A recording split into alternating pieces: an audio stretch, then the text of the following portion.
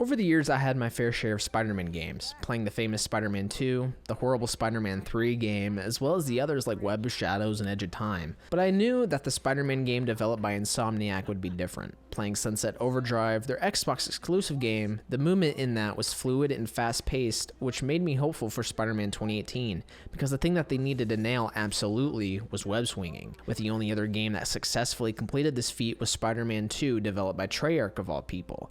This meant that this task was most likely going to be harder rather than easier.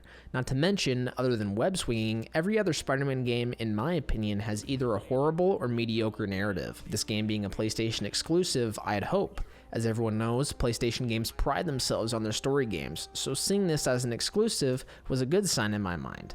So in this video, we're going to evaluate and see if this game successfully breaks the curse upon Spider-Man games. And keep in mind, this video will spoil literally everything. If you haven't played this game yet, I highly recommend you do so. This game is now out on PC alongside its PlayStation counterpart, so please play this game. Then come back afterwards. But say you don't have a PC or PlayStation and have no urge to go and get a system and play the game, then no worries. In this video, I will go step by step through the story, essentially narrating important plot points while also critiquing and giving my opinions on the game. This video can be a replacement for playing the game, so to speak. If you're okay with that, then grab some popcorn, get some drinks, and let's web swing straight into the video. But before that, keep in mind that I have a Twitch. If you want to check out some streams and hang out, the link will be down below in the description. Right now, I'm streaming The Witcher 3 for the first time. If you want to see that, come meet me over there. But without further ado, let's get on with the video.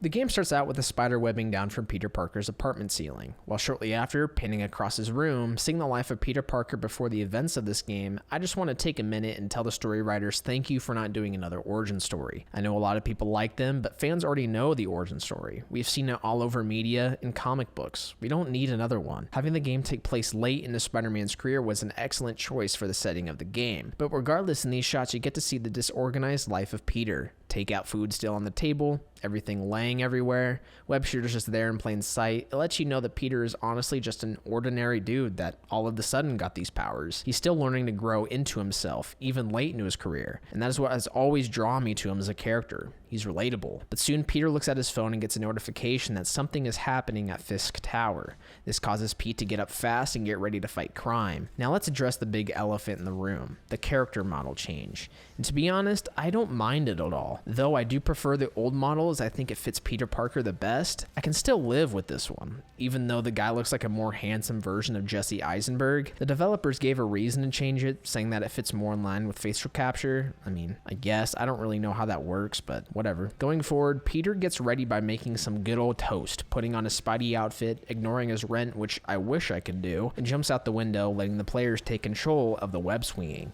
And my god, does the web swinging feel magnificent. I will touch on this later towards the end of the video as usual. Now before anything, I will say that I was playing this on New Game Plus. Considering I play this game all of the time, I feel like I have a pretty good sense of how progression works in this game already. Therefore, I think playing the New Game Plus wouldn't hurt, but regardless, I don't think it matters too much. As we are swinging through the city and having fun going to our next objective, we get calls occasionally from characters in the game. This could be MJ, Miles, Otto, Yuri, and so forth. And when it comes to these conversations, depending on if they are important or not, I will cover them briefly. In this case, Otto Octavius calls. He tells us that he's waiting for us considering they're about to run a demonstration in front of an audience. This solidifies Peter's bad habit of being late. This will be a reoccurring theme throughout the game, though it doesn't play a huge role narrative-wise. It is important to point out because it shows that developers are staying true to the source material. Anyways, Peter says that he will be there soon and hangs up, almost to his next objective at Fisk Tower. Once we get there, we see a shootout between police and Fisk's men, establishing that something odd is going on. All of a sudden, a truck rams into the police and everything quite literally blows up. Though this is super dramatic, this comes with the territory of handling a Spider-Man story. This introduces us to the combat of the game. Like I said in my previous video, this combat is to the likeness of a rhythm game, jumping from enemy to enemy, dealing combos, using abilities, gadgets, etc. It feels very fun and it actively makes me want to go up to random thugs throughout the world just to experience the combat again. So the remaining objectives go like this. talk with Yuri about what's going on and what her plan is, infiltrate Fisk Tower and take down the baddies inside while helping the police, get into the security office and talk with Fisk for a bit, help civilians, and ultimately confront Fisk. Though these objectives feel very traditional and unoriginal, I still like it because it fits with an overall Spider-Man narrative. It feels like something he would do. You'll find me saying this a lot throughout the video. But before we confront Fisk, we find out that some of his men were doubling as police, meaning that he has people on the inside. This isn't important at all, and I'm kind of confused on why they felt the need to put this plot twist in here, but it doesn't hurt the story in any way, so it doesn't matter to me. When we meet with Fisk, he talks shit and hides behind a glass panel. Spider-Man does a funny joke, but ultimately, we break the glass by throwing machine guns at it. Fisk gets mad and goes Hulk smash on us, and a boss fight ensues. Now, calling these boss fights is very much giving them the benefit of the doubt. These are more like cinematic battles. They aren't very difficult. They're just something cool to have the players engaged. It's just you continuously webbing up the boss, throwing shit at them, punching them, and a QTE will commence occasionally. Like, yeah, these fights work in what they're trying to do. I just wish there was something more, you know? Let me know if you agree. But we defeated Fisk and web him up, resulting in him going to prison at the Raft, a special place for especially bad people. After Spider-Man talks some shit, Fisk mentions that he was the one that kept order in the city. You'll find that there is some truth to that statement later in the game's narrative. Shortly after you deal with Fisk, Otto calls and asks again why Peter's late. Otto mentions that he'll just do the demonstration himself, but Peter says that this isn't safe, so this has you racing through the city trying to get to Otto fast. When we get there, you will see a sort of resemblance to a certain villain. Otto has 4 big-ass cables coming from the back, controlling this one arm. Seeing this, you'll know what is about to happen later, and I just want to say I love this build-up so much. Not having him as the main villain early on was a great choice in the overall narrative.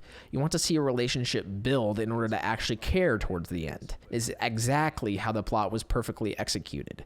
I will elaborate more on this when the time comes. All of a sudden though, sparks start to fly, damaging some of Otto's equipment, but he decides for some reason to keep everything on and still go through with the demonstration. Though he gets electrocuted and falls to the ground. Now correct me if I'm wrong, but is this what causes everything to go wrong for Otto's motor function wise, like in his brain, or is it just a disease that he says later on? My question will most likely be answered later, but I just like to think things out verbally. I'm not weird, I promise. I don't know, you can't help but wonder, you know? Because of this incident, the committee barges through the door to see what's going on. They're displeased considering what has just happened. Otto pretty much tells Peter to take off and let him handle the rest. So why do I like this scene? It's just a great way to kick off the relationship between Peter and Otto, like I said previously. Otto is like a father to Peter in a way. This scene had me intrigued in where their relationship's gonna go next. But Peter wants to know exactly what went wrong with the demonstration. This has the player get involved with the minigame of sorts, which is not fun at all for me. Thank God there is a skip button for these. It's just a cheap puzzle game that I had no desire to play, and I'm not sure why they thought it was a good idea to introduce this. If guys actually like this puzzle game, more power to you, but for me at least, it's a no-go. I'd rather just swing around the city than be stuck doing these mini games. Though an interesting thing is if you explore around the office, you can come across recordings detailing Otto's way of thinking. There was this one where Otto gushes about Peter and how he's a genius, playing into the fact that of them having a relationship, father like son. When we get out of the office, Yuri calls and wants us to meet her at the precinct. She really only tells us that there are towers around the city that need to be tuned, essentially revealing an Ubisoft gameplay mechanic of revealing the map whenever you tune these radio towers. Yeah, I hate these things and always will, but at least it isn't too hard to complete. I think I did it within like the first couple hours of the game, but it doesn't take long to do it all. But if that's the case, why make it a mechanic in the first place? I guess to reveal crime in the area, but even then, if you just made these random encounters surprises that the player can just come across, that would have been just fine. I really don't need or want to tune these towers in order to know the exact location of these.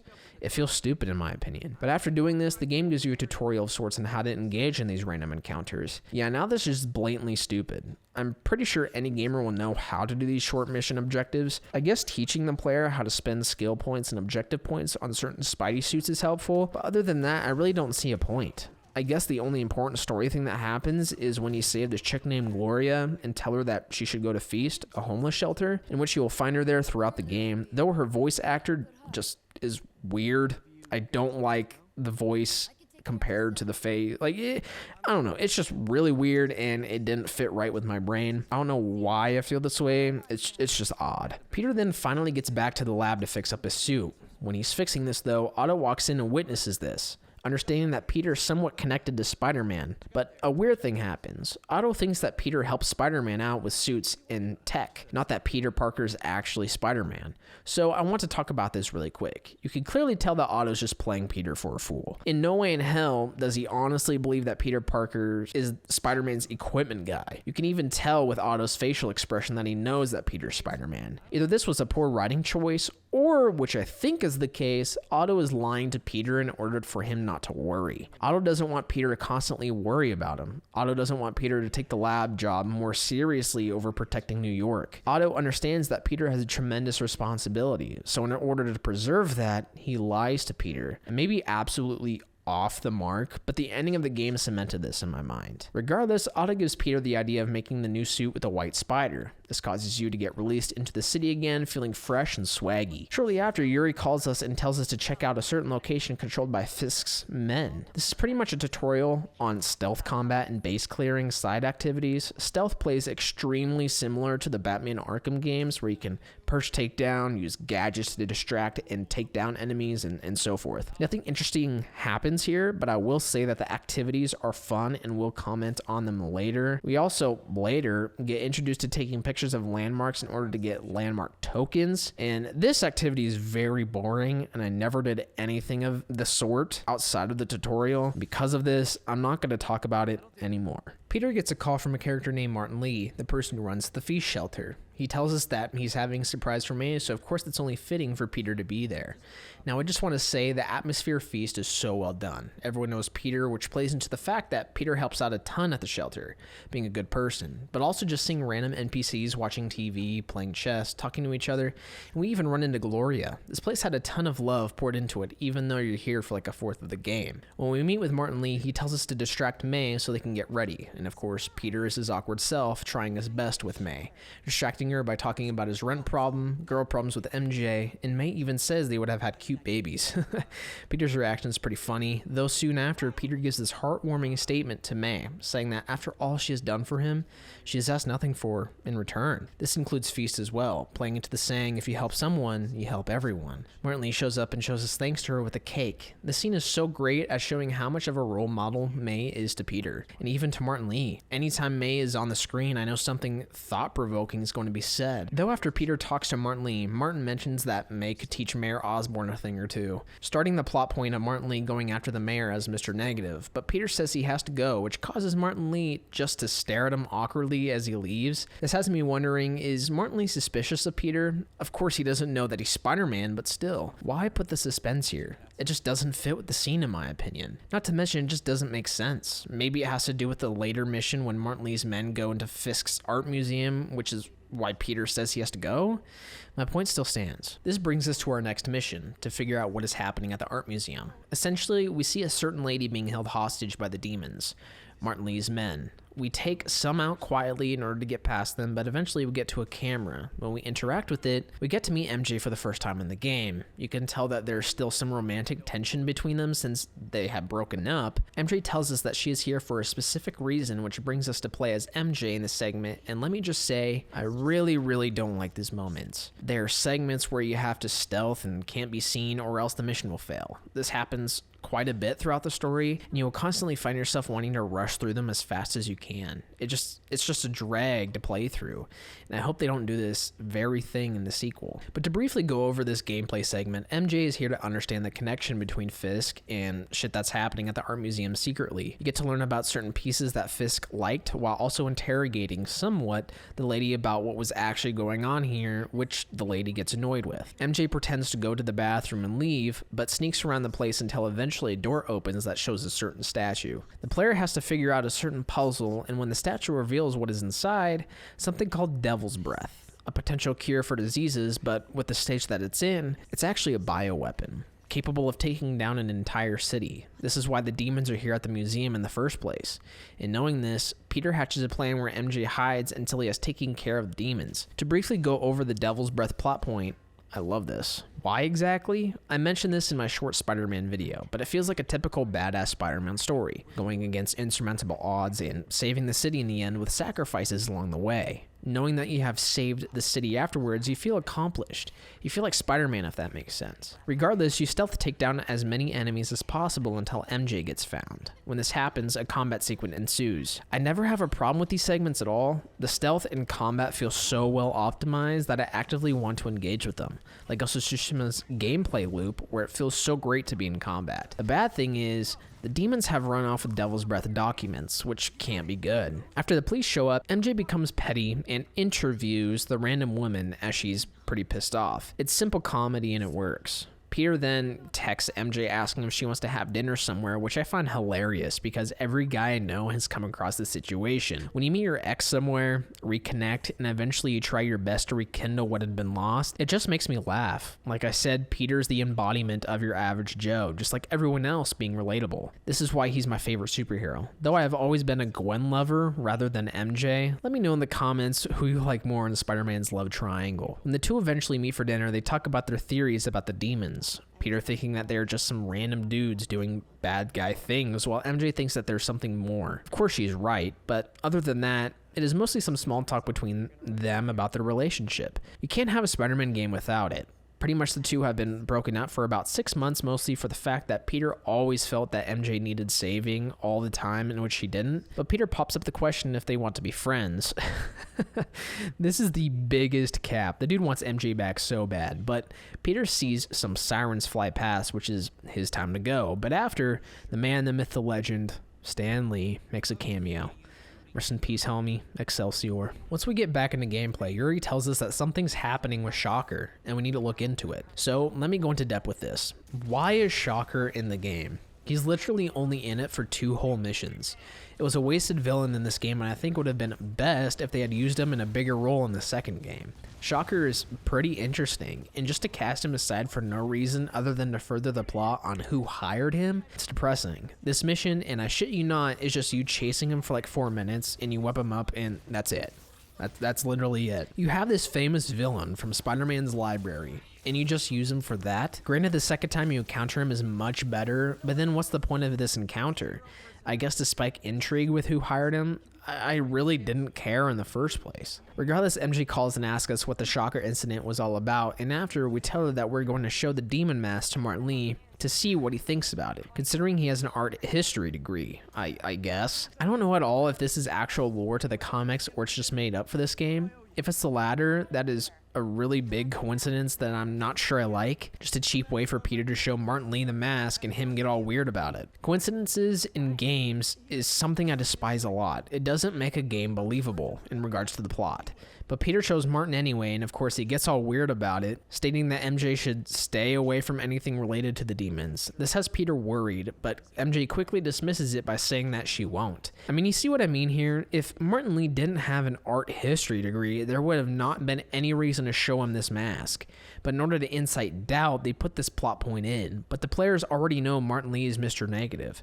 There shouldn't be suspense with this. Go the Dock Ock route where we already know Otto's going to eventually turn into Dock Ock, but have the build-up be the focus, not finding out if Martin Lee is actually Mr. Negative. I'm starting to realize that I'm going on a long tangent about a small-ass nitpick, so I'm just going to stop now. Later, when we get back to the lab with Otto, we witness his test with the subject in the limb replacement, robotics essentially, but all of a sudden we see the bitterness of Norman Osborn and the history between him and Otto. I don't think I've ever seen this in any other media. I don't think I've even read a comic with this in it. If there is a comic with this storyline, please let me know down below so I can read it. This plot's very interesting, understanding that Oscorp was founded off the backs of Otto and Osborn. It works well in witnessing why Otto is so hateful of Norman and how scummy he is in terms of over others for profit. So come into play way later in the story, as you guys probably already know. Anyways, this encounter with Norman causes Otto's research to be reset. He won't have enough money to pay for more equipment and won't be able to pay Peter. But since Peter's such a nice guy,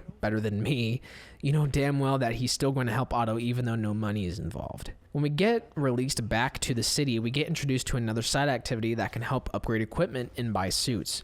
Research stations. These stations are pretty much mini games where you understand a certain substance, follow a trail where it's leading, and eventually solve the problem. I know that is a piss poor summarization, but I have no other way to explain it in simple terms. It's quite boring and tedious. This goes for a lot of the side content in the game. A lot of it involves base clearing, which isn't too bad, but the rest is pretty much doing tedious tasks and getting collectibles. This is something they really need to fix in the sequel. It just makes me have no desire to 100% this game. Like, even the side quests in this game are lackluster. I'll touch on them later though. The next mission we have to deal with is the next Shocker encounter. We see that he had robbed a bank and we have to stop him. But like I said, he has the smallest role in the game, and the encounter has small weight when it comes to the story. So I have no idea why he's even in here in the game. I understand that he's doing this to help the demons, I think, but they use that plot point so poorly. But I mean, the boss fight's cool, but boss fights in this game are nothing to write home about anyway. So, soon after, we get a call from Yuri explaining that something is going on at the shipping yard, that a man by the name of Officer Davis will help us out, Miles Morales' dad. When we do get to that shipping yard, you have to take out an assload of enemies, and I will say that I love this mission a lot, mostly because of the gameplay. The mission felt so much like the Batman Arkham games with stealth, it seriously makes me want to do an analysis on those games. You take out the snipers first, then you pick off the men one by one, simple but satisfying. After we're done, Officer Davis strolls up and tells us that we need a way into the building, which we have no problem with. But the coolest thing that happens when you're inside, usually on a normal playthrough, Officer Davis will hand you his taser in order to get the electric web thing. But if you are on a New Game Plus and already have the gadget, Spider-Man will tell Officer Davis that he has been working on a gadget that conducts electricity, bypassing Officer Davis giving you the taser. This is awesome when it comes to experiencing the game again on a New Game Plus. I wish more games would do this when implementing the mode. After we do some puzzles using our new gadget, we find that Fisk's men use this place to store weapons. But going a bit further, we find out that the demons have broken in, using a different way and stealing Fisk's supplies. And this causes a chase sequence. And once the sequence is over with, a scene plays where Spider-Man saves a truck from colliding with the train. While Spider-Man's doing this, a demon attempts to ram a truck right into him. But being a hero, Officer Davis rams into the truck, saving Spider-Man's life. I love Officer Davis, such a stand-up guy, likable character, and does his best for the city. Though we only see him briefly in the game, his appearance is something that was a good thing, unlike Shocker. And after knowing MJ, she tries to interview Davis, so she gets into the ambulance, which causes the mission to be over. Like I said, this mission is one of the best in the game. Good story pacing, is action-packed, makes you care about Davis, and you understand what the demons are now doing. I'm not gonna lie though, this next mission felt like filler and put a dent into the pacing. Peter gets home and witnesses his apartment get evicted with all of his belongings thrown away. This causes Peter to call the garbage department and ask about his shit. He specifically needs a USB drive. So you were sent on a wild goose chase until you come across a dude getting mugged. You beat the baddies, talk to the dude for a couple seconds, and get the USB drive. I understand they're humanizing Peter, but the mission felt so out of place and kind of ruined the pacing. We just found out that the demons are stealing shit from Fisk, making things interesting, but after we go on a goose chase to find a USB drive, it's just very odd. After we get a mysterious call from Black Cat, this opens up other side activities. You have to look through a camera, find a cat doll, take a picture, and then you complete the side activity. Oh, okay. This feels very half-assed, but I'll deal with it. If you do enough of these, you get a special suit, which I already have, so there's no point in doing these on my end. This brings us to Peter finding a place to spend the night since he has no apartment anymore. First, we swung over to MJ's place, but since Peter overthinks so much, and damn, that hits home. But also, MJ just had her article published. Peter decided to ask May if he can crash at Feast. When Peter wakes up, he finds money that May left on the table, being an amazing aunt. But all of a sudden, Martin Lee says that he's going to be out of town for a while. Players know that this isn't true, but Peter doesn't know any better and goes on his own way. Though I voiced some problems previously with handling Mr. Negative, it is still interesting to see how Peter handles the situation. Soon we get a message from Otto. He states that he may have a way to get the project that both Peter and him were working on back on its feet. But he also says that he wants to expand that said project, do something more with it. If you guys can't already tell, you know damn well that this is going downhill fast. When I played this game for the first time, I thought that handling all of these storylines all at once may be more of a burden than anything, but I'm dead wrong. They're handling it just right even though there's a lot going on. I know I'm going to say this all of the time, but it feels like you are in Peter Parker's shoes, worrying about literally everything. You have Dock Ock, worrying about what he's doing. You have the demons, Fisk's men, worrying about MJ and what she's up to, and so forth. It's a lot, but it's understandable from the POV of Peter. The next mission in the game is probably the most memorable one. The one I believe that was shown at E3 if I'm not mistaken. Essentially it goes like this. Take out as many enemies as possible, whether that is through stealth or traditional combat, that's up to you. After you take down these men, you find out that Fisk is still having influence on his goons behind bars. He tells us that he will tell us who is the leader of the demons if we save his men, or at least who's all behind this. So, you jump around the building, saving some men. After you do so, you do some quick time events. Chase after the helicopter that is wrecking the entire city, and soon save everyone by taking down the chopper. This is a huge sequence to consolidate into a couple of sentences, but I think I managed well. So, what do I like and don't like about this sequence? I love how this is a huge set piece, your traditional Spider-Man saves the day type thing. Also, the combat areas mixed with stealth were very well designed, probably one of the best in the game. So what do I not like? Specifically one thing. Fisk tells us that he'll tell us who the leader of the demons are if we save his men. Well, we did just that and we found out absolutely nothing. Fisk doesn't tell us, and Spider-Man doesn't even question it. No word was said afterwards. It made no sense to put that phone call in the game if you weren't going to elaborate on it in some kind of way. I take this one of two ways. Either Fisk played us and never meant to tell us in the first place, or the writers completely forgot about that plot point altogether. Either way, I don't like any of the options. Why wouldn't Fisk tell us when he's actively fighting the demons? Wouldn't he want to tell us so we have a better chance of dealing with him, therefore helping him in the long run? If the writers completely forgot about everything, that's a huge yikes on their end. I guess the good news is that we got introduced to Miles Morales, so yeah. Regardless, we make our way to the ceremony for Officer Davis for his heroic action saving Spider-Man and other people. So, we all know how this plays out. Peter puts some amazingly bad riz up on MJ, but still succeeds. Martin Lee calls Osborn and threatens him, but his goons flare up, and one detonates a bomb strapped to himself, taking out a lot of people. What you get to see afterwards is Peter and Miles laying on the ground, with MJ overlooking Peter, crying, as well as Miles' mom doing the same. And I love this connection. The way I took it was, Miles and Peter are one and the same, both Spider-Man, or one soon-to-be Spider-Man. The panning between the two was to signify the passing of the torch for a couple of moments, letting Miles be Spider-Man for a bit, going to save his mom from being trapped, and sneaking around to find his dad and figure out what had happened. Though I do hate playing as other characters in this game, this section I didn't mind too much. It felt emotionally impactful. Soon after, we are at the funeral of Officer Davis, a sad scene to say the least. I commend the writers for making me care only when we got to see Davis in just one section of the game, not to mention you can feel the sadness that weighs on Miles. You can see it in his eyes and body language. Peter tries to comfort Miles since he's been in the same boat, but it doesn't work. I love how they made Miles very distant in this. Peter's a stranger to him at this point. Why would Miles take any advice from a stranger? I did forget to mention though that this is when Spider-Man finds out that Martin Lee is the leader of the demons. It makes sense, don't get me wrong. I just can't help but think about the previous section where Fisk said he would tell us. Essentially, after that point, Fisk is barely mentioned in the story again. He was a castaway character only used for the intro, and I can't help but feel disappointed, the same way I feel about Shocker. I said in my smaller video that this game used the right number of supervillains, but I need to take back that statement. They used too many. They needed to dial back their ambitions just a bit. Anyway, Spider-Man tells Yuri this, but she says that we need solid evidence to prove it, and fair enough, I guess. The next thing to do is go to the recycling center, beat some baddies, and find the evidence that we need. First one is attempted hits on Norman Osborn's campaign offices. So now we know that Martin Lee has some sort of personal vendetta against Osborn, so it wasn't a gang war between Fisk and the demons. The demons were just gathering supplies to go after Norman Osborn.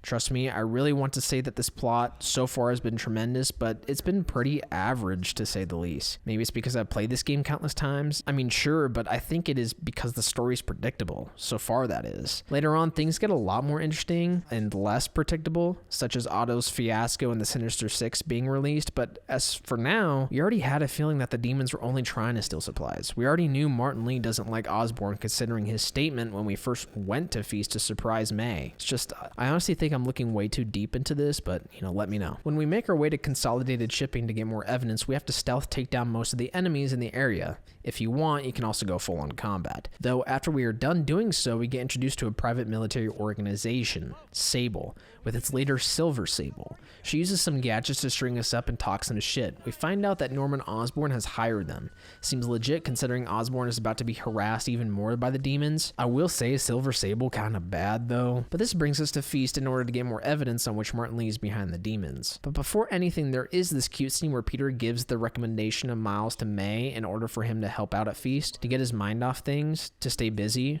May also says that it reminds her of Peter when he was younger, another connection between Peter and Miles both being Spider-Man. Seeing this scene kind of made me smile, just seeing how empathetic Peter is towards Miles. I mean, I don't know, it makes you feel some type of way, and a sense of feeling good that Peter's looking out for him. But back to the real reason why Peter is at Feast. We sneak into the vents in order to get into Martin Lee's locked office. While going through the vents, we see a secret room that doesn't seem to be accessible anywhere else, so when we do get into Martin Lee's office, we see a note, pretty much a confession of him being head of the demons. We also have to complete this easy puzzle in order to unlock a secret door, though it is a burn room with all of Martin Lee's plans, but when Peter steps on the slab, the whole room electrocutes. But before that, we get to hear a recording that Lee gave. I hate recordings in games. Like, why would you just record your confession? It makes no sense. That also goes with the note on his desk. If Peter never found that note, Martin Lee most likely would have gotten away with most things. It was a coincidence, and you know how I feel about those. I don't want to say it's lousy, because at this moment, I'm actually enjoying the plot just a tad bit more, but I wish they didn't do what every other video game does. But probably one of the most awkward scenes play out where Peter and Martin Lee confront each other.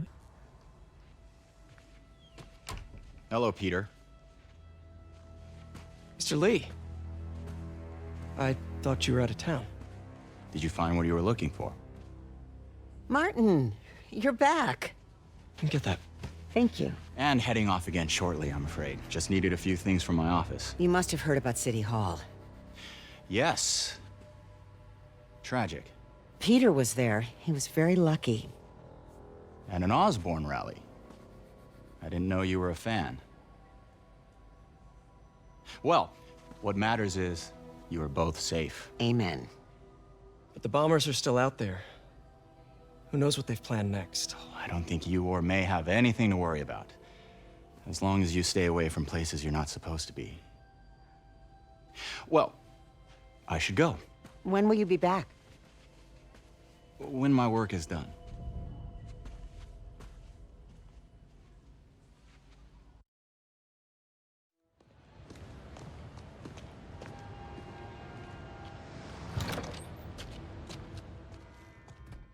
So after this cool and awkward encounter, I have some questions. And this is genuine and not a joke. Does Martin Lee know that Peter's Spider-Man, or does he just think Peter's snooping around when he shouldn't be? I've always had this question in the back of my mind, and I'm pretty sure that Martin Lee doesn't know, but looking through Reddit threads, it makes me question things. I like how the game has the player thinking and never gives them the answer. It's just a little something gamers can discuss amongst themselves. Shortly after we take a break from understanding what Martin Lee is up to and go to our real job with Otto, we witness another demonstration of robotics essentially. But things don't go as planned. The demonstration fails. Otto gets hella angry at Norman Osborn, and now it's up to Peter to fix the arm. This means another mini game that I hate tremendously, but the skip button is there, so problem solved. And after we have a drink with Otto, then go back out to the open world. These Otto segments are cool and all, don't get me wrong, I love understanding their relationship and look forward to where it leads, but the minigame shit ruined it.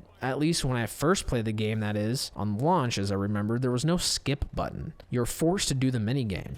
This made it a slog when you were doing auto missions. It actively made me not want to play these certain sections, though I think I was being overdramatic. The minigame isn't that bad, but it is very annoying. Next stop is MJ's house for dinner, and it was a pretty sweet scene. Peter cooks some curry for MJ, but burns the shit apparently. You can clearly tell that MJ still has feelings for Peter here. It's even mentioned visually, as you can see a little Spider-Man plushie on the couch, but before that, another MJ sequence plays where we're forced to sneak around Tombstone's hideout, and once again, I'm going to mention it. This sucks. At least I was able to bum rush the stealth section because I've played this so many times and I know how to manage it. I just wish games would leave mandatory stealth sections in the past. It's so boring and infuriating. I want to play as Spider-Man, not MJ. I want to swing around the city and have fun, not be stuck crawling through a traditional hideout with no powers whatsoever. Regardless, when Tombstone comes out of his office, this man is holy just watch this.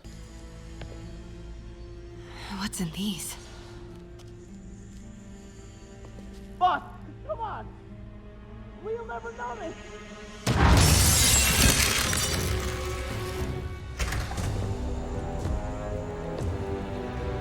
Tombstone. You're right, Rick. Won't notice? 'Cause it won't be there. God damn it! I said I'll fix it! You got some stones, Rick. Let's see if they break.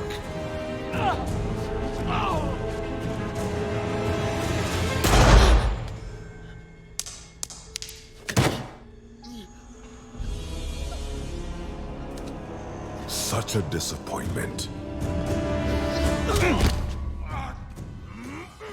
Now, I want a Spider-Man game where the main villain is Tombstone. Since the man is pretty much invincible, that would make for a pretty damn good boss fight, let me tell you. But we find out that Tombstone's men are building shit for Martin Lee, but they are also making GPS trackers, and MJ steals one of them, and the MJ sequence ends. Thank God. But this is when the Devil's Breath is mentioned again, and at this point, neither of the two know what it is exactly. And it's interesting how the whole Devil's Breath thing gets revealed as time goes on. This is the one plot point that its pacing is done well. MJ then pops the question to Peter about if they can team up as partners, kind of similar to Batman and Oracle, so to speak, where she investigates things while Peter does the dirty work. But of course, this is what Peter thinks and not MJ, and you'll find that out later. A name is then mentioned, Charles Standish, a CFO for Oscorp. When MJ mentions this, Peter just leaves his shit on the floor and goes Spider-Man.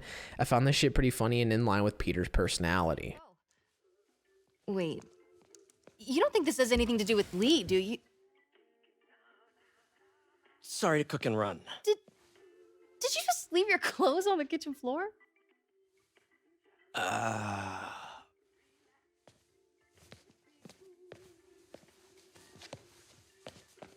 Where do you want me to, Just the couch is fine. See you later? Yeah. Afterwards, nothing much happens besides some combat encounters. We kick some ass on the street and in a parking garage, and we understand that Charles Standish is on the top floor of the building in the penthouse, pretty much barricading himself from the demons. Spider-Man's job is to get him to safety. Next, we pretty much wall run, try to avoid being in the spotlight so enemies can see us until we get to the penthouse. I'm starting to understand that most mission structures are mostly the same until the big baddies come. We stealth a little bit, clear out a room full of enemies, then go to our objective. Now, I'm not necessarily complaining about this, considering what else can the game do, but once you play this game 1,000 times, you just want the endgame sequences to come sooner. After, we save Standish, drop down an elevator shaft, save Standish again, and the mission completes. While in this mission, we do learn that not even Standish knows what Devil's Breath is. It's something that Norman Osborn oversees directly along with someone named Isaac Delaney. So that gives us our next mission to find out who exactly this person is. And like I've said before, they're pacing it perfectly. I just wish they had slightly better missions when it comes to uncovering what exactly this thing is. And I will say this next mission does just that. It does something different. And to summarize, we have to go to a college costume party where literally everyone is dressed up as either Spider-Man or one of his villains. And through the crowd, we have to find Isaac Delaney. Probably one of the funniest things here is you can go through a maze inspired by Mysterio. And man, I wish we had a game where he was the villain. That would just make for some trippy ass sequences. But regardless, we find out from someone that Delaney's in the crowd dressed up as the Lizard. But when we try to get to him, some dumb dressed up as Rhino, of course, decides that he wants to unleash his roid-filled rage on us and fights us. But he ain't no match for us. Like, come on. I honestly just love how this mission is so different from the rest. It fits. I have no other way of describing it. But as we follow the demons on where they're taking Delaney, we get into a fight with some demons, cutting out the lights, taking them out Batman style, kind of. And we get to a scene where Martin Lee interrogates Delaney. And this shit gets dark really quick. After Martin Lee blasts Spider-Man into some rubble and corrupts Delaney, Delaney says the name Dr. Morgan Michaels, the person that carries Devil's Breath with him at all times. After he gives Martin Lee this information, a demon gives Delaney a gun and he just offs himself. It didn't feel like a Marvel Sony property at that point, in all honesty. If a Spider-Man game was this dark and gritty, how cool would that be? One can only hope, though, in the sequel. Afterwards, when Martin Lee escapes, he corrupts almost the entire party, leaving us to deal with the aftermath. At least beating the shit out of that Rhino dude felt good. When talking to Yuri, she confirms what I'd said. Morgan Michaels is the lead scientist behind Devil's Breath. The problem arises when she says that he's under supervision from Sable, meaning it will be hard to get to him since no one will tell Yuri where he is. Soon after talking on the phone with MJ about what had happened, we now have to crawl our way up to Oscorp Tower and find a way to break into Norman Osborn's office. It seems like a solid plan. Essentially what entails in this mission goes like this. climb up the tower while trying not to get detected by drones, spotlights, and lasers, break into the tower, overhear Norman bitching about how Devil's Breath was found out about, and then finally get into his office. It's a simple stealth mission with not much to complain about. The only criticism I have is, well, that's it? I don't know. I thought there would be more things to get involved with here. Through a PowerPoint presentation that is on Norman's computer, we found out that Devil's Breath was meant to be a cure for a serious disease, but in its current state, it's a bioweapon. I believe I've stated this before. This presents the question of who and what is he doing this for? Norman isn't the type of dude to just develop a cure for cancer out of like nowhere. But what's next is another MJ sequence, and this is probably the worst and most egregious one. There are Sable forces everywhere, and it's incredibly easy to get spotted, not to mention the stupid boxes that you can run into, and it alerts everyone in the vicinity. Thank God that we have the distraction device to help us out along the way, and I said this a lot through the video, but there's absolutely no reason we should be playing as MJ. We bought the game to play Spider-Man. I mean, I love MJ, don't get me wrong, but when all of her sequences involve mandatory stealth sequences, no thank you. When MJ finally gets to Standish, she gets all worked up thinking that she is with the demons. Please tell me how on earth MJ looks like she's working with them. Is she glowing blue? Does she have a mask? For being a scientist, Standish is kind of stupid. Anyway, MJ calms him down by telling him that she's a reporter. Standish tells us that they are moving Dr. Michaels to a certain location but are ignoring Grand Central, an important place to them apparently. Then Standish gets all scared again because he sees a clear silhouette of Spider-Man. And come on, at this point I'm starting to think that the writers were being lazy. They just wanted a reason for Standish to not finish his sentence and for MJ to be mad at Peter for interrupting that. Like, the silhouette is clearly Spider-Man, the dude you met a couple missions ago. There's absolutely no reason why Standish should be scared. It's something so little, but it bugs me tremendously. So after Standish trips and falls, MJ calls and bitches at us for saving the day again. We go to Otto's lab, doing some more tedious minigames. After he fixes a certain thing for Otto, a demonstration happens with Otto controlling a couple of robotic hands. The demonstration goes extremely well with some impressive juggling. Some problems arise though. Otto has a tough time taking his headset off, and if you don't remember from before, his motor functions are decreasing. His muscles will stop working eventually. This is exactly why he's working so hard to get these projects up and running fast. Otto and Peter have a deep conversation about this, ramping up the story of this game. Doctor, what's going on? It's become that obvious. My doctors call it a degenerative neurological disorder. Probably caused by overexposure to toxic chemicals in my reckless youth. Sorry, is there anything I can do? You already are. The worst part is, it only affects the muscles. The mind continues to work, but it can no longer do. You're the only one who knows, Peter. I'd like to keep it that way. Of course. If you'd like to seek a position with more of a future. I came here to work for you because of what you've got up here. And that's not going anywhere. So neither am I. This cutscene's probably one of my favorites. It cements the fact that Peter just wants to make a difference as well as help the people he cares about. He thinks of Otto as a father. He isn't going to abandon him, especially since Otto's symptoms are becoming more and more obvious.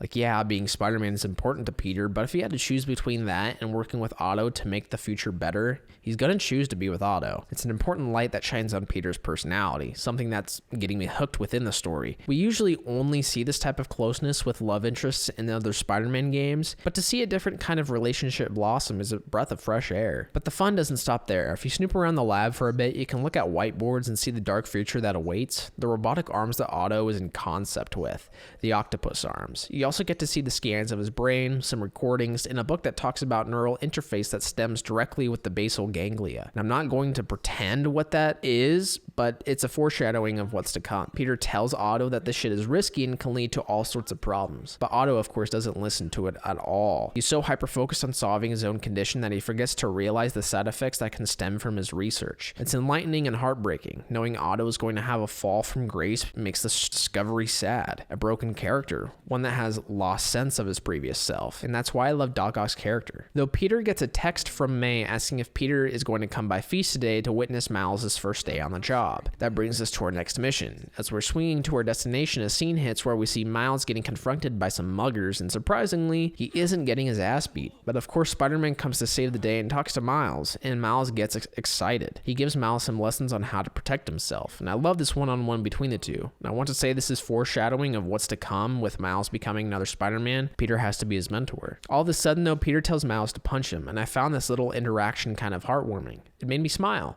Peter cares deeply for Miles even though he doesn't know him that well. This game perfectly paces the relationship between the two, and afterwards, when Spider-Man leaves, we play as Miles exploring a certain section of the city. All of this was great besides the mandatory stealth section, but we're just going to ignore that. Soon after, Miles' mom Rio calls him and has a conversation about if he really wants to work at Feast over therapy. I have to relate with Miles here. Even though I probably need therapy in all honesty, I'd rather work and help people to get my mind off things. I also think that this fits Miles well. It's kind of the same when it comes to Peter. He probably needs therapy, but chooses to help people instead, to keep his mind off things. Maybe I'm digging too much into this, but still, I think it's a cool connection. Miles helps some people around the shelter for a bit, but eventually gets to this one dude that's banging on the TV, trying to get it to work. And after Miles helps him, the dude ends up being a and says that Officer Davis wasn't a hero, that he only got himself killed. I've met so many people like this in my life, and it's genuinely worrying that people actually think like this, but regardless, Miles is clearly upset by it. I mean, why wouldn't he? That's his father. He got his job to keep his mind off of it, but Peter saves the day by confronting the man, saying that Davis was his father, and it was sad what had happened to him. And at this point, I was starting to buy into the fact that Peter is going to become the big brother to Miles, the brother that he needs, always being there for him. It's just something that makes me smile. Peter takes Miles to the kitchen with May, in which she shows him around, and afterwards there's a mission where we have to follow Martin Lee and ultimately take him down.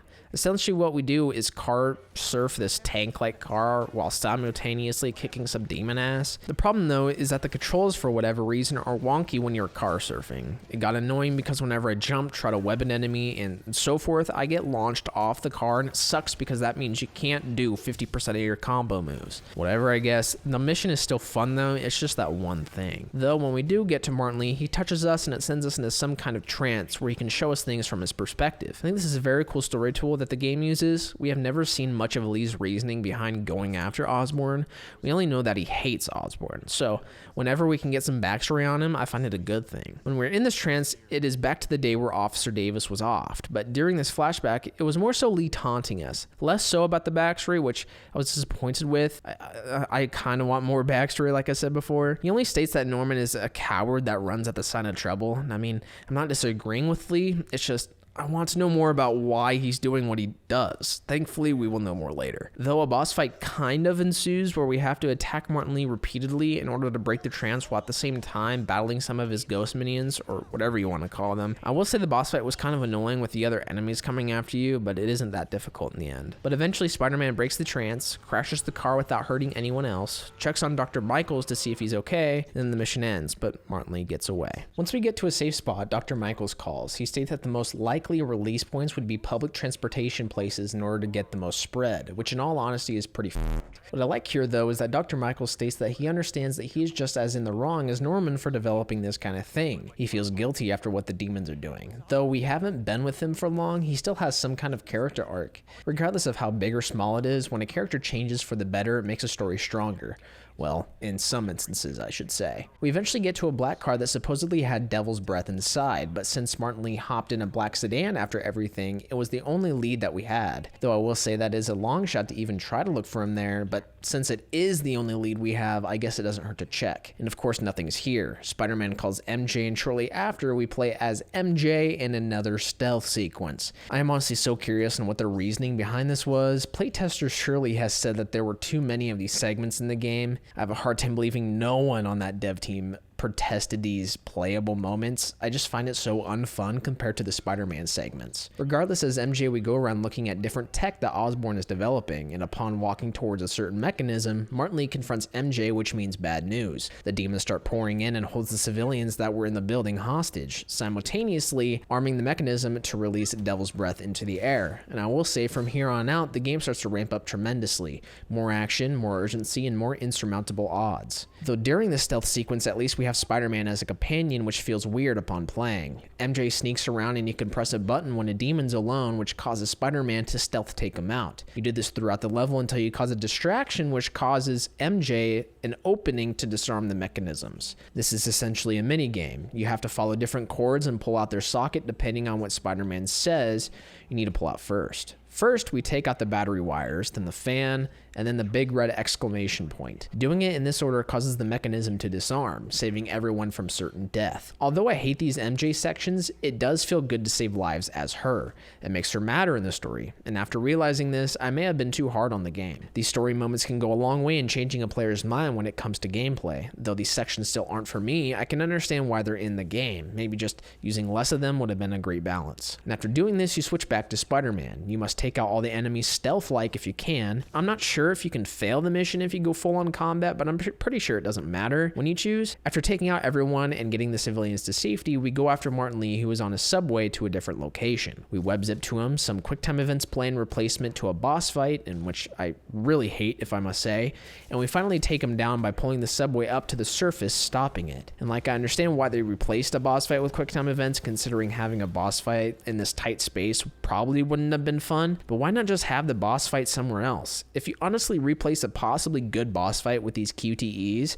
it makes players feel robbed, and it also makes them think that the devs are honestly lazy. This is made up though later with an actual boss fight. After Sable secures Devil's Breath, a scene plays where Peter is texting MJ.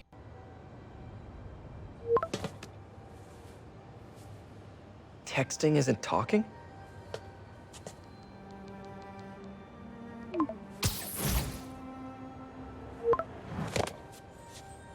No, not that kind of over!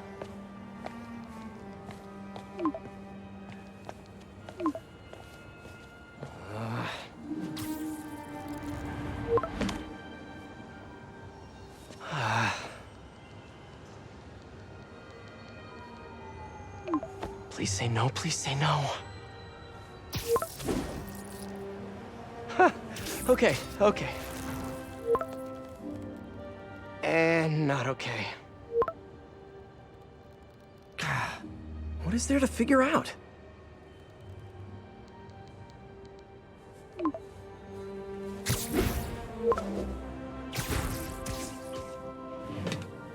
Oh, you think?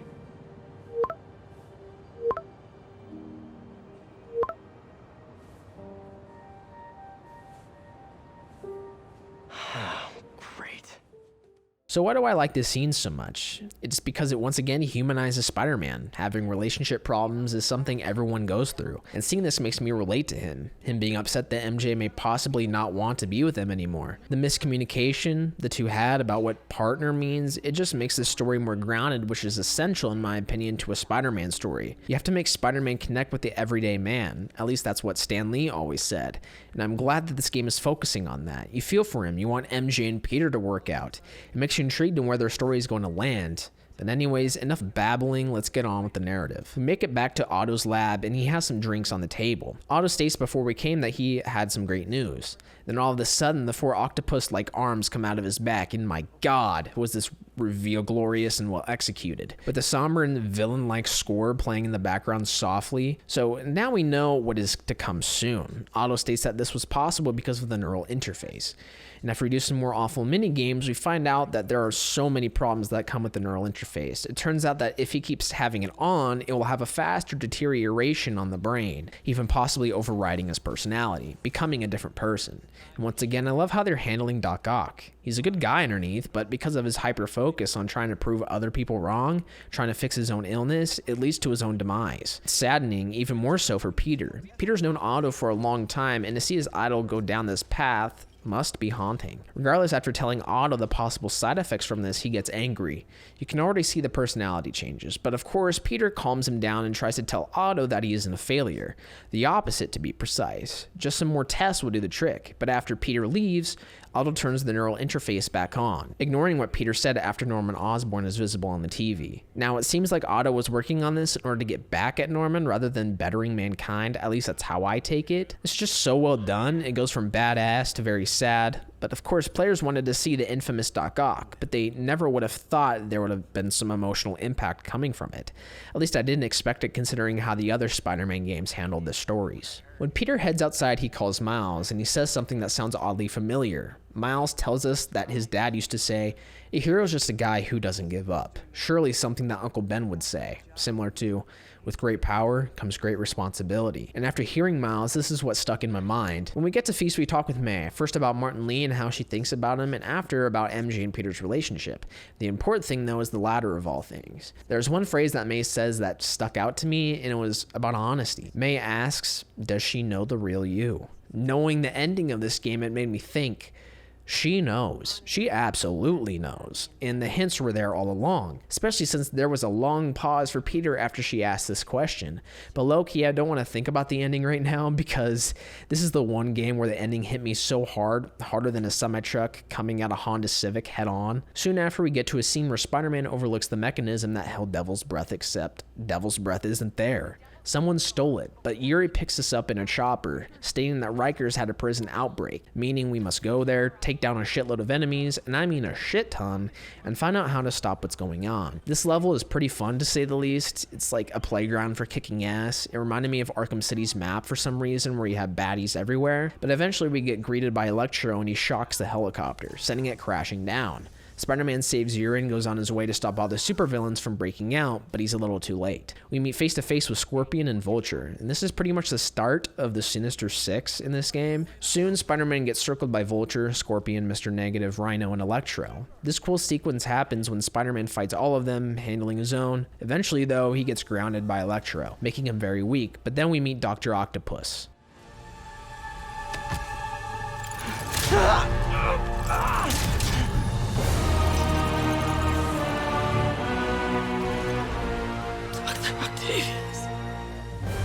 First and final warning.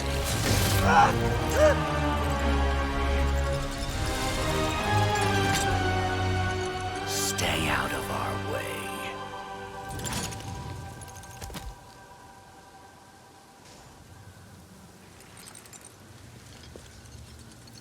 Each of you has a job to do.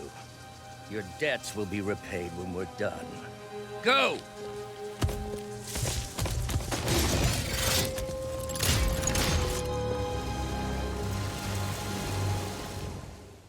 Now this scene was pretty badass and sad. We saw the fall of Dr. Octavius, and we see how Peter handled it. He now has to go up against the 6 of his adversaries, and unlike I've said before, insurmountable odds. A classic Spider-Man story. Peter's defeated not only physically, but mentally. His mentor, his father figure, turned dark. Peter feels betrayed. Peter's at his lowest point, outnumbered with no idea how to stop them. And shortly after, we see Dock Ock release Devil's Breath, putting the icing on the cake. This causes Feast to be full of sick people in bed, with limited medical staff treating them. Man, after that pandemic, seeing this shit gives me PTSD. You even get to see May sick as well, trying to do what she can, but is coughing up blood. A bad sign of what is yet to come. So, now we're at the height of the story, and probably the section of the game that I love the most. Everything is now so much more interesting with the stakes raised. No more investigating who Mr. Negative is, no more running around as MJ, and no more unnecessary missions.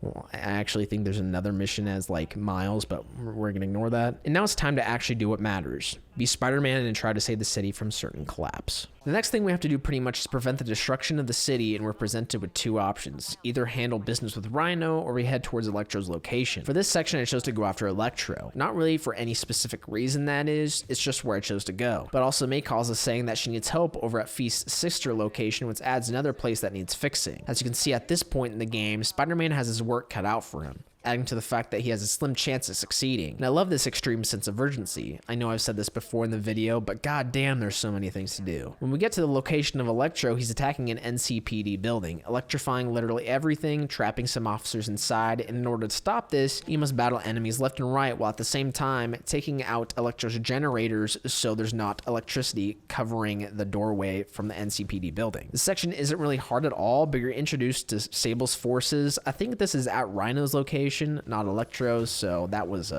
an oddity in the script. It was a fun playground to be in, but at the point in the game, everything mostly feels the same. This isn't necessarily a bad thing. If the combat and navigation's good, then having things be samey isn't a red flag. Though once you complete the objective, Electro kind of just runs away with no boss fight. Thankfully, they're saving this for another time, but you start to understand that most likely the same mission's going to happen at Rhino's location, in which it does, except there aren't any electric generators. You just take down an assload of enemies, then you're done.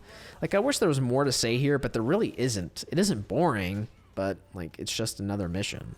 But there's no rest after this. MJ calls us up and says that Miles and May are at Feast but are trapped in a burning building. So now we have an urge to go and help them. I understand you can do side missions at any time, don't get me wrong, but it feels like at this point in time, because of the urgency, it's advised that you shouldn't do any. It feels like if you do, things can go south, and I don't like that. I wish they would have handled it as when we get to Feast, Spider-Man witnesses the burning building himself, therefore beforehand there wouldn't have been much of an urgency. But because MJ called, it feels like I'm obligated to immediately go to Feast and help them. It isn't a huge issue, but it is something I should mention. When we do eventually get to the burning building, we see May and Miles minutes away from certain death. We web up the floor and pull up so it doesn't collapse beneath them. MJ then comes to save the day by pushing down some wood so they can get across into a window, but doing this causes Spider-Man to lose grip of his web. But long story short, MJ saves May and Miles, but Spider-Man's passing out because of the smoke. We shoot a web Hail Mary in hopes that it will grab to something. Miles then saves the day again and pulls this up. I love how Miles saves Peter here. Again, I'm not sure if this was an intentional connection, but I can't help but think that there is some sort of greater purpose to this scene. Miles saving the day instead of Peter, sort of foreshadowing what's yet to come, especially since we know Miles Morales came out and saved New York in his own way, even saving Spider-Man when facing Rhino. I'm most likely 100% wrong, but I guess it's fun to look deeper into things. But with that comes a deep scene. Everyone is safe. MJ, if it weren't for you and Miles, I would have been... As dead as I would have been the last 8,500 times you saved me. Pretty sure I still owe you a few. That's smart. Hey. I'm sorry I screwed things up. It's just hard being the one who always gets saved, you know? Sometimes I want to do the saving. I'm sorry I made you feel like you couldn't. Still partners? Always. Hey, so I didn't know if, you wanted sparkling or flat or spring or mountain spring, so I got one of each. Am I interrupting? No, MJ, Ms. Watson and I were just talking strategy. Strategy? That's right. The city is in danger. It needs our help. All of our help. All right, well, call the play, Coach. Okay. Divide and conquer. Ms. Watson, we need an anti-serum for Devil's Breath. Oscorp's developing something, but there's no way they can keep it safe from Octavius and Lee. We need to find the cure and protect it. I'll chase down some leads. Miles, you need to be my eyes and ears at Feast. Anything goes wrong, call me. We need to keep that place and the people there safe. All right, you got it. What are you gonna do? Gang of costume nutjobs is taking the city apart piece by piece. Time I return the favor. All right. Hey, wait, how do I call you? I mean, do you have like a cell phone in your pockets or something? Ms. Watson can give you my number. Good luck, team.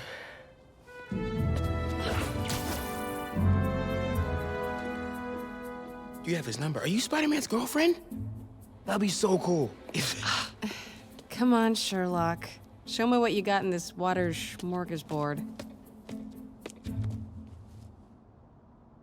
Spider-Man has a team now. He's no longer alone in fighting an army full of supervillains and nutjobs. He understands now that MJ meant it when she said she wanted to be partners. It isn't about information, inside intel, or any of that. Being a partner is being there for each other through thick and thin. And in Spider-Man's case, it means that he doesn't have to be the only one that does the saving. Sometimes he's going to need saving, and this time it proved her point. He can't do all of this alone. It just puts a smile on my face knowing that even deep into Peter Parker's career of Spider-Man, he's still having character changes. Next thing on the list to find out what happened at the square where Dock Ock released Devil's Breath. You have to do another mini game, follow a couple of trails and where it could lead, and eventually we get to the lair of Dock Ock and where he was heading his operations. And here you find out certain backgrounds of each character. With Martin Lee, it seems like him and Otto have known each other for a long time. It may have had something to do at Oscorp when Otto was still working there. Through this log, you also get to see where Otto got the idea of going after Osborn so aggressively. Martin Lee inspired Otto to do so, which makes so much sense in all honesty. The plotline for Martin Lee was a placeholder for what Otto was eventually going to do, and I love they did this. It adds depth to the character of Dock Ock. With the other villains, if they do the work for Dock Ock, he will help them in return. For example, Otto will free Rhino from his suit, clear Scorpion's debt, develop a cure for Vulture's illness, turn Electro into pure energy. It adds a reason in which the Sinister Six came to be. It was believable and it seems in line with Otto's personality even though it has been altered. We then eventually get to a map that details what each supervillain is doing along with the code name, Icarus. This does seem odd. Dock Ock leaving plain evidence behind for Spider-Man to find? Well, a matter of fact, that was the plan after all. When Spider-Man opens up the case for Icarus, a video of Dock Ock appears. He states that Icarus was a ruse in order to get Spider-Man exactly where they want him. This causes a bomb to appear, but of course, Spider-Man gets out safe and sound, and I love how they did this. They kind of put what they did before on its head. Throughout the game, you had these characters leave clear evidence behind, enough for them to be put behind bars. The developers and writers knew this and tricked us into thinking that it was going to happen again, and instead put Spider-Man in a vulnerable position. Gotta hand it to them. My first time playing this game, they actually got me. A lot of games that come out now rely on coincidences, like I say in every video I post.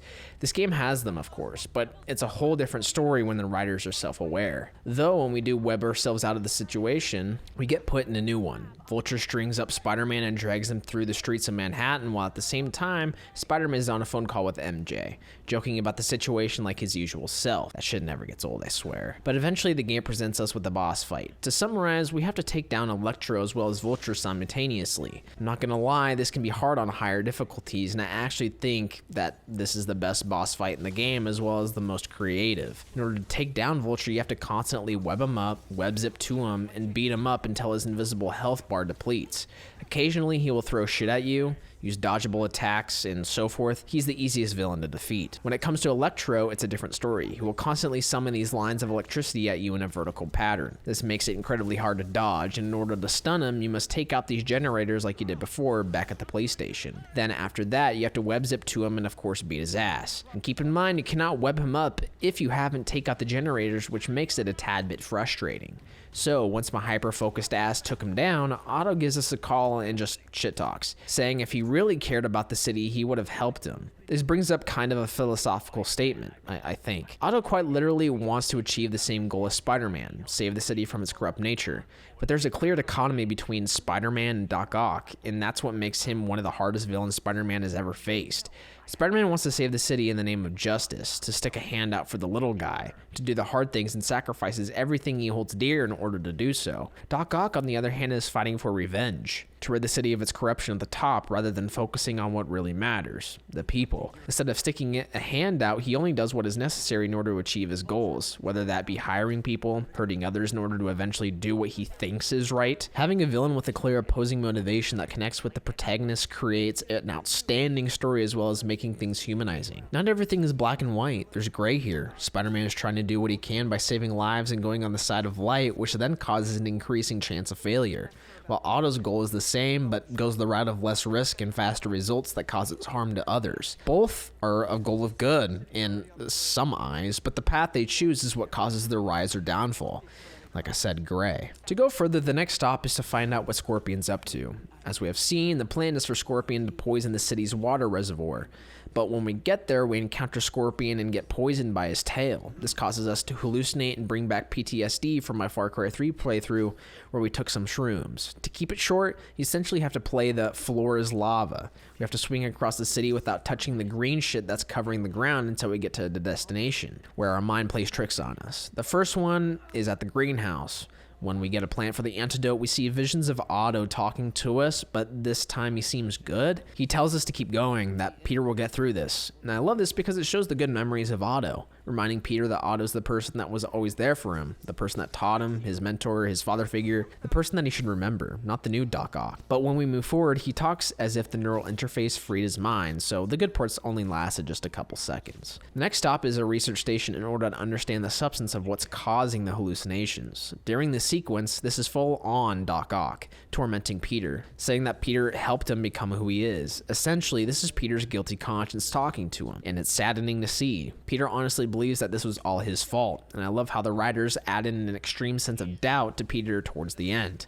It makes the ending of the game feel that much greater when he finally realizes that he needs to let the past go, to let his guilt go. The next hallucination admittedly is less in depth. You pretty much just have a mini boss fight with hallucinations of Scorpion, and once you defeat him, you find a Spider-Man in some underwear and his mask. You can also get this very outfit in the game, and I'm pretty sure you have to do literally everything in the game to get this, like 100%ing it, but I may be wrong. Afterwards, we make our way to Feast to check up on May. She isn't doing so good, to say the least. Devil's Breath has really messed her up, and it worries Peter understandably. He lets her know that it's okay to accept that you're human, and to be honest, I do feel like at this moment in time, this was something that Peter has realized within the past hour of the game. Seeing him understand this and relay that information to Aunt May makes me feel like Peter has matured even more than he has previously throughout this Spider-Man career. Afterwards, May lets us know that Miles is looking for medical supplies and will be back shortly. This causes worry for Peter, rightfully so he calls Miles, but he doesn't answer. This causes another transition of characters where we play as Miles and we go through the same gameplay loop as we do with MJ. You have to avoid escaped prisoners and stay out of sight until we eventually get the antibiotics that are needed over at Feast. But all of a sudden, Rhino comes busting in. This causes another section where you have to do the same thing, avoid Rhino and escape. I think I like this part more than the previous, having Rhino come at you. This largest man, it causes some fear in me. Whenever he almost spots me, I actually got anxiety filled. I have no idea why this happened, but it is something that should be mentioned. When Miles does escape, he runs into a couple of convicts mugging some random innocent civilian. This part is great because it shows the personality of Miles. Miles yells out and tells the convicts to leave the person alone. When the convicts focus their attention on Miles and throw some punches, Miles dodges them and just socks the ever-living crap out of one of them, knocking them cold, using Peter's advice on defending himself. The funniest part about this, though, is he uses fight banter, the same as Peter, and I absolutely loving the parallels this game makes. And as we transition to Spider-Man, our next deal of business is take down Rhino and Scorpion. This boss fight is sort of the same as Electro and Vulture. You battle the two at the same time. For Rhino, you can't outright web him and strike, and if you do so, you'll find out super quick that he can squash you like a bug, so you must use the environment to your advantage, whether dropping cranes on top of him, pulling large storage containers, and so forth. I will say there are times where he just won't move at all. He'll stay in one place and just chuck stuff at you. When this happens, you just have to swing around for a couple of minutes until he runs off to another place. But for Scorpion, you can do the traditional webbing up the enemy and striking. After you defeat the two villains will argue with each other, which results in Rhino getting angry and attacking Scorpion. Spider-Man uses this to his advantage and pulls the doors to his storage container open and closes it once they get inside and fight each other. This boss fight wasn't as epic and memorable as Electro and Vulture, but it was still fun nonetheless. Now next is an MJ section that is fun in my opinion. MJ's at the penthouse of Mayor Osborn to find out more information about Devil's Breath. He must create a distraction so the elevator to the penthouse becomes available after an alert is sent to Osborn. Once you get up to the penthouse, you have to explore in order to find a pin code to unlock the secret door hidden behind a portrait. Exploring his penthouse is interesting. You start to understand what exactly is going on. Within the story, it is mentioned that Harry, MJ and Peter's best friend, went on a trip to Europe, I believe. But when you're in the penthouse, you see a hospital bed, medication, IVs, loads of medical stuff in Harry's room. You start to understand that Harry was extremely ill, and it makes you question whether Harry actually went to Europe or not. Come to find out, after you input the code, which is Harry's leaving date, you see loads of research equipment. Spiders everywhere, trying to reverse engineer Peter's abilities. A huge-ass metal container that holds something that we'll find out later in the game. You also get a hold of a recording. This reaffirms the fact that Devil's Breath was a means to a cure, not to become a disease. If you connect the dots of medical equipment in Harry's room and Devil's Breath, you now understand that Devil's Breath was meant for Harry. This explains why it was extremely hush-hush, why Norman was personally overseeing the project. It explains why Norman is so desperate with hiring Sable. It's a sad as hell story, and I'm glad that they put this in here. It gives a believable backstory that was desperately needed. It fits perfectly with Norman's personality. He isn't selfless, actually the opposite. He isn't making this cure from the goodness of his heart, he's doing it in a selfish manner, depending on how you perceive it, in order to save Harry. But also, you find out that Norman is the reason why Martin Lee became Mr. Negative. Experimenting with devil's breath on a live patient, it causes Martin Lee to gain his power. This experiment resulted in Martin killing his own parents. This explains why Martin Lee hates Osborn so much. Such a cool backstory. It's also worth mentioning that Otto was there during the experiment, which plays into the fact why Otto recruited him to the Sinister Six. But after using this weird holographic map to find where the next objective is, MJ gets clumsy and bumps into a spider enclosure, causing it to fall and break. This causes Silver Sable to get nosy and check what exactly the crashing sound was. And once Silver Sable comes into the room and MJ hides, you see a lonely spider crawl on MJ. Keep this in the back of your minds. It's extremely important within the story. Y'all probably already know, but I want to make this shit dramatic, so let me have my moment. When Silver Sable leaves, MJ now has to stealth out of the penthouse. Once we do so and make our way past enemies, MJ makes a sound that alerts everyone, which causes her to go to the balcony. Silver Sable chases her, but MJ calls Spider-Man to pick her up. She leaps off the building like a badass and gets saved, of course. So this section was fun because of the information that's collected. What exactly happened to Harry, the spider that crawls on MJ, the backstory behind Devil's Breath, and so forth. It makes up for the extremely boring gameplay loop of playing as these powerless characters. Once MJ and Spider-Man land, an extremely important scene plays that needs to be shown. It's all so much to take in. Harry sick? Norman and Lee? And Dr. Octavius? I know. This is all my fault. No, not this song again. You are not alone anymore, Pete. Let Miles and me look after Feast. You find Norman. You find the cure. Thanks, partner.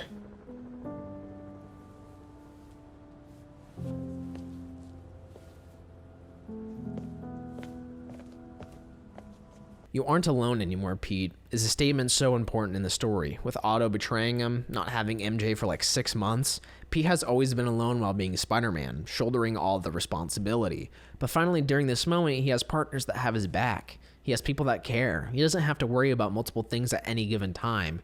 He can finally just focus on protecting the city and find out where the antidote is. When we get to the place where the antidote is, we see that Martin Lee is here to secure it for Otto. You see the destruction that has come with him. This causes a stealth combat section where you must take out all the enemies within the area until you can proceed further. Nothing too challenging, just your normal combat section. After you clear them out and battle some Sable forces as well, Silver Sable comes out of nowhere. She hesitates to kill you, which Spider-Man uses to his advantage. He persuades her to fight alongside him, to focus on demon forces while Spider-Man can save Norman, who's inside. I found this reversal of Silver Sable to be too fast. I understand that in the DLC her character is fleshed out significantly more, but I just wish they would have done so ever so slightly in the base game. That way, when she decides to help you, it feels good. It feels like you work towards some allies. Having this happen all of a sudden makes it feel incredibly rushed. When we make it inside, we get confronted by Lee, and we get sent into another dreamlike state where we see the black, white, and blue everywhere. During this, Peter tries to let Martin know that he understands the pain he's going through, but doesn't have to hurt innocent lives because of it. In all honesty, I kind of don't like these sequences. I don't know why, but my movement becomes weird and janky when it happens. Maybe it's just me, though. Afterwards, we get to see what happened a couple minutes ago. Dr. Michaels gets the cure from Martin Lee, and because Martin Lee is so rage-filled, he tortures Norman. After this leads to a boss fight in which I thought was challenging. You have to dodge Martin Lee constantly, and when you get a chance to throw something at him, this leads to an opening in which you can punch the hell out of him. Eventually, he becomes this huge ghost demon, but you just do the same thing as you have done previously. The difficulty comes into play when you get hit. It takes a huge chunk out of your health, and you have a limited area in which you can web swing around. After you beat him, Dock Ock comes into the picture. He just absolutely puts Peter on his ass, knocks him out essentially. Otto then goes to Norman, captures him, and leaves. This is probably when the story is at its height, and we're going into the end game. The last mission. Silver Sable and Dr. Michaels come to our rescue, takes us to Feast, and Spider-Man does his best to recover. But this is when sadness hits. May is in a terrible state. She's pale, red, and is hooked up to a monitor. I love this because it creates urgency for the player and Spider-Man to take out Dock Ock and gets the cure fast enough to save May and everyone else. So, as you see, Peter needs to think outside the box in order to defeat Dock Ock. Instead of relying on Spider-Man's abilities to defeat Otto, he needs to rely on Peter's mind. After all, he is the one that helped out with the technology that created Otto's arms.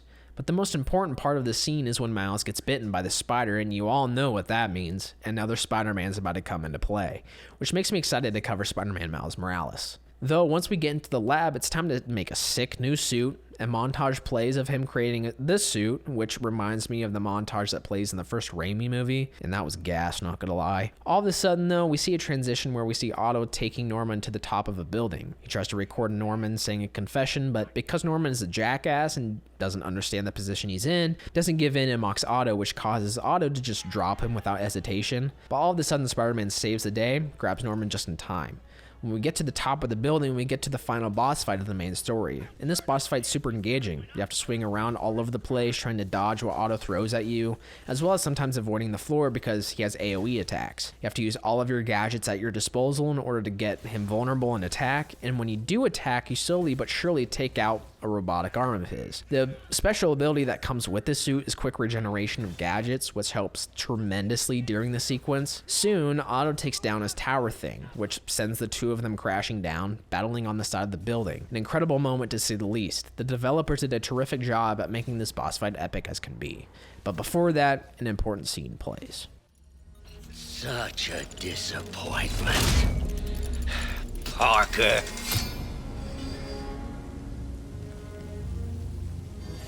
You knew? I tried to warn you, Peter, but you didn't listen. You knew? I won't let you win. This means too much to me. Not more than it means to me!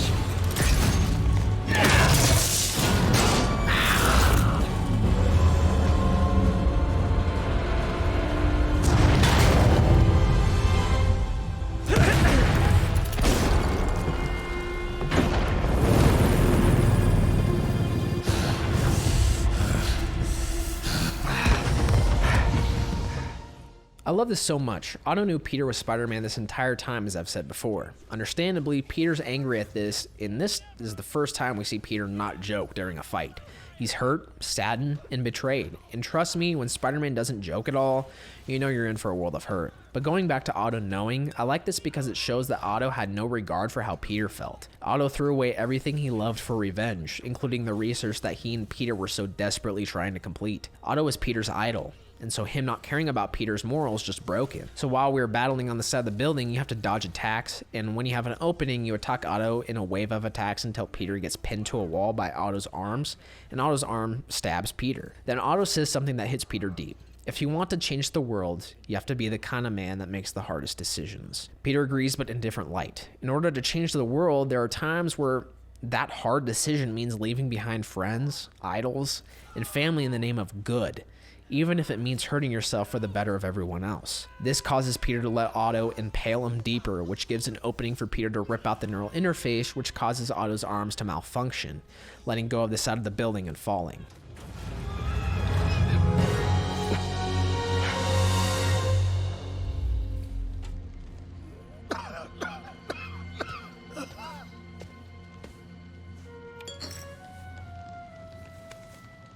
Peter, I saw you as a son. I should have known you'd turn on me, just like all the others. Turn. I've worshipped you. Your mind, your conscience, wanting to help others. The way you never gave up. That's because men like us have a duty, a responsibility, to use our talents in the service of others. Even if they don't appreciate it, we have to do what's best for those beneath us, whether they understand it or not. No, you're wrong! You are everything I wanted to be! You just threw it away! Yes, of course. You're right, Peter. Oh, I see that now. The neural interface affected my mind. But I can fix it. We can fix it together. if you'll help me. Do everything I can. I'll make sure you get the best help. No! If they put me away, they'll take my arms! I'll be trapped in this useless body!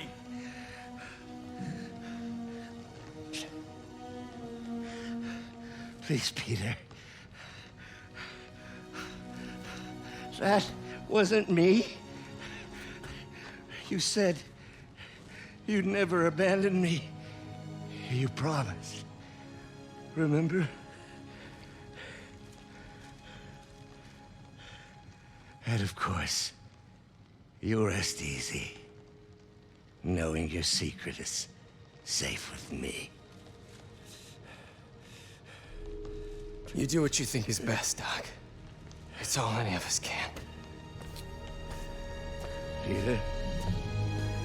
Even when it hurts like hell. Peter, where are you going? Peter?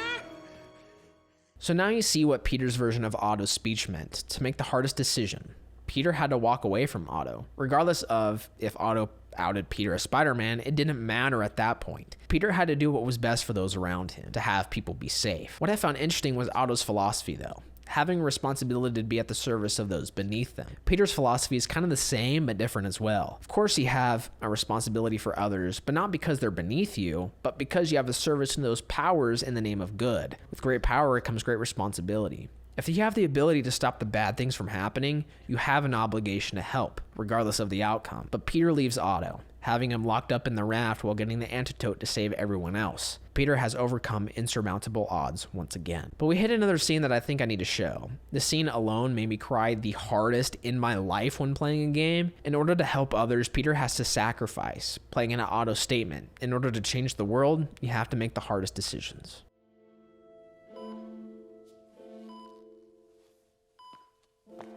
You're gonna be okay, ma'am. I've got the cure right here. Take off your mask.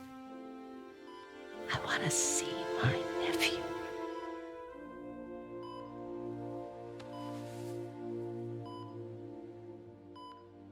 You knew? I've known for a while. I never wanted you to worry. I did. And I am so proud of you. And Ben would be too. All the people you've saved. I don't know what to do. Yes, you do.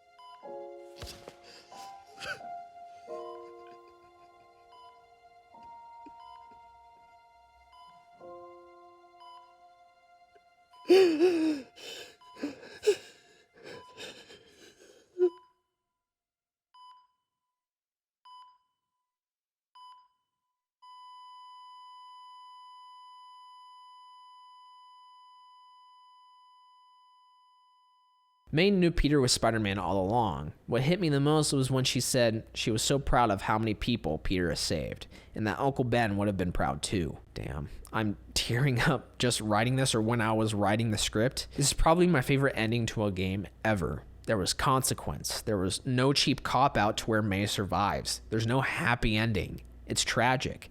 Peter lost someone he held dear, and to make it worse, he had to sacrifice her to save countless others. And even May understood this and told Peter that he knew it had to be done. It fits Spider-Man's character so well, and I always thought Spider-Man was the superhero that has always made the hardest decisions. He may not be the most powerful, but he is the greatest. He is the embodiment of what it means to be a hero. This is why they call him the Amazing Spider-Man. Afterwards, you get to see the aftermath of everything. Vaccination locations where people get vaxxed and healed with Rio and Miles helping. Even Dr. Michaels is there. You get to see the funeral of May, Barry next to Ben, and finally, you also get to see the fate of Otto at the raft with a vengeful face. 3 months later, MJ and Peter meet up where MJ got a promotion at the Daily Bugle. To summarize the scene, MJ and Peter get back together again with a kiss. I guess there's some happy ending to this game. And finally, a couple of post-credit scenes, where Miles asks Peter if he can ask him some questions about his body, results in some puberty jokes, which I found funny. But ultimately, Miles shows Peter his abilities, in which Peter shows Miles his, cementing the foundation of the Spider-Man duo. Lastly, we get to see the setup for the next game in the franchise. Norman opens up his secret door and the giant metal container opens up as well, revealing the fate of Harry. Harry is in a green tank filled with black goo. The very end was when Norman puts his hand on the container. The goo is reactive, trying to attach to his hand, revealing that this black goo is the symbiote known as Venom. With that, concludes the epic story of Spider-Man 2018. When it comes to the combat world and skill tree, I talk more in depth about them in my previous Spider-Man video, but I will summarize it briefly here. In this game, you have a plentiful number of suits to choose from, ranging from the default outfit all the way to the Vengeful Spirit outfit. These outfits, depending on which one you choose, have unique abilities that go along with it, having another reason to purchase them using points that you earn from side content. Keep in mind that you can mix and match abilities and outfits as well. Say you want to keep the default outfit, but you want the Spider-Bot ability. You can of course do that. I love this sort of transmog style thing that they're doing here. Players want to roleplay. Giving them tools necessary to do so is always going to be a plus in my book. I will say my favorite suits are the default, the Stark suit, as well as the TASM outfit, but I wish they would have had the TASM 2 outfit. In my opinion, that's the best outfit from any live action film of Spider-Man. Next is the gadgets. These range from the impact web that is essentially a more powerful version of the default web shooters, all the way to the electric webs that can stun enemies. Having these tools helps tremendously with combat, and I'm surprised by how many there are. In total, there are 8 gadgets available, some more useful than others. You'll find that probably the most useful one is the web bomb in my opinion, essentially an AoE gadget that when an enemies near will fully web them up and stun them. And keep in mind you can upgrade these gadgets depending on if you have the necessary currency to upgrade. And let me tell you, the upgrades are well worth it. Upgrading the capacity, the AoE, the amount of stun they do, special abilities that go along with it. The devs did a good job at filling out the gadget section. They really surprised me by how in-depth it is. When it comes to the skill tree, you have 3 lanes to choose from: Innovator, Defender, and Web Slinger. Innovator is pretty much using skills that use the environment to your advantage, whether that be stealing enemy weapons, shields, throwing enemies, and so forth. Defender is your traditional combat, your dodging abilities, different kinds of strikes, damage you do, and so forth. And last is Web Slinger. This is self-explanatory. Skills while web swinging. This can be tricks in the air, how fast you go, air combat, and so forth. I do have a gripe about the skill tree though. It isn't much of a skill tree. You'll find yourself getting literally every skill in the game by the end, and when you do a new Game Plus run, you can't upgrade anything, which sucks.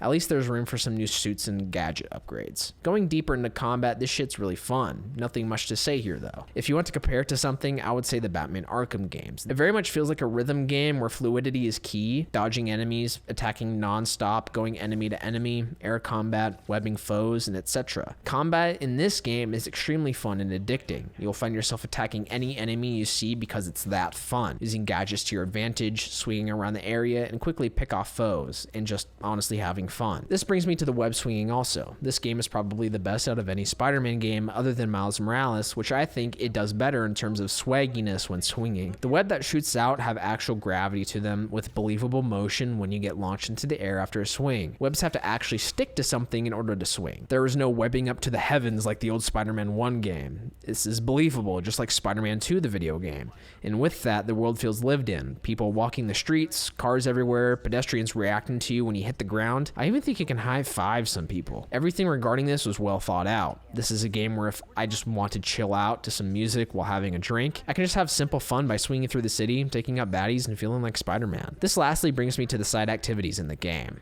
A lot of it is super repetitive to say the least. The side activities range from actual side quests that are relatively fun, research stations, black cat cameras, base clearing, radio tower activations, collectibles, and landmark photography. All of these, after completing, turn into currency, which is what you can use to upgrade Spider-Man or get some new suits. While the upgrades are useful, I wish the activities had more variability or more fun factor. The Taskmaster time trials, in my opinion, aren't fun. The research stations rely on boring minigames. Black cat cameras are exactly that, taking pictures of cats. The landmark pictures are self-explanatory, and the base clearing mission is just too repetitive. The only side activities that I found interesting are the quests that involve actual narrative. For instance, the Tombstone narrative was great, finding out that his men are inevitably going to sell black market drugs that caused Tombstone to be the way he is now, and finding out a way to stop it. This is what I want out of side activities, not any of the repetitive shit only Ubisoft does. I hope in the sequel they can fix this and make it better. Overall, Spider-Man 2018 was the best Spider-Man game that I have ever played. Regardless of the major flaws, the beginning puts you right in the action, the middle, admittedly, is pretty slow, is still fun to play through, and the ending is just spectacular. One of my favorite endings of any game. The combat feels fluid and fun, the web swinging is absolute perfection, and the villains in this game are magnificent, except for Shocker. This game, in my opinion, is a must-play, but this brings me to the pros and cons. To start off with the cons, it has bad side activities. They're way too repetitive and remind me of the Ubisoft games. In the sequel, they need to add a better narrative behind them. The middle of the game is also a con. Although it is very fun, this is the part of the game that's lacking. It feels more like a goose chase rather than saving the city. The one-off villains. I understand it is important to establish lore in an already evolved Spider-Man world, but these villains could have been used in other ways. Shocker could have been used better, either in another game or possibly a DLC. Same with Fisk. Fisk is a famous villain. Tossing him in the beginning and then completely forgetting about him after was a mistake in my opinion. I mean, he is mentioned in Miles Morales, but it would have been better to just hold off till the next game. So now the pros. Web swinging. This shit feels fluid, fun, and it was a make or break for the game. Thank God that this was the best web swinging in any Spider-Man game. The combat's also a pro. The combat felt so great to be a part of. The rhythm game nature of it helped tremendously, and taking a page out of the Arkham games book was a very good thing to do. New York itself. The world felt engaging, lived in, and a character in and of itself. Swinging building to building, hearing the pedestrians talk about us, the world changing when people broke out of Rikers and the Raft. It was peak, and I hope they could expand upon it in the sequel. The narrative was amazing. The narrative made me happy, sad, and the ending was top notch. I've never cried harder at an ending. It will be incredibly hard to top this, and I am excited to see what they will do in the future. Finally, the characters is also a pro. MJ and Miles, although their missions involving them were they were great characters with great writing. Seeing their relationship build with them, and not just them, with May, Otto, Lee, Norman, and others, every character was written with care. So without further ado, here are the rankings. Last is not even close. This is when the game is nowhere near a masterpiece and it has a lot of work to do. The narrative was garbo, the combat wasn't fun, and there's a lot of bugs. Next is it has potential. This is when the game has some really good pros, but the cons just outweigh everything. An example would be a game that has good narrative, but everything else is mediocre. Going up is amazing. This is when the game has plentiful positives, but ultimately the negatives need fixing, and they're pretty bad negatives. The best is masterpiece. This is when a game has very few negatives and the positives are incredible. The game is innovative, has a great narrative, and overall everything it does is peak, making it a game worthy of the Hall of Fame. So what is Spider-Man 2018? This game is amazing. I mean, it's only fitting, right? The Amazing Spider-Man. But in all seriousness, the game has really good upsides, as I've mentioned. Great narrative, combat, traversal, and characters. But the side activities, slow middle, and one-off villains cause this game to not be a masterpiece. Hopefully in the sequel they can clear this up. Anyways, thank you everyone for watching. The next video I'm going to work on is The Last of Us Part 2, so it may be a while before I upload, but who knows? I may get through it quickly. Keep in mind that my Twitch is in the description below. If you want to chill with me playing some video games and have some discussions, you know where to meet me. Thank you so much to everyone that has supported me so far. Being 1,000 subscribers now, a little over that, it's kind of weird to think about, because when I first started doing these critique videos, I was like at 200. So just thank you a lot, especially for the Last of Us video. But I'll see you later, everyone. Peace out.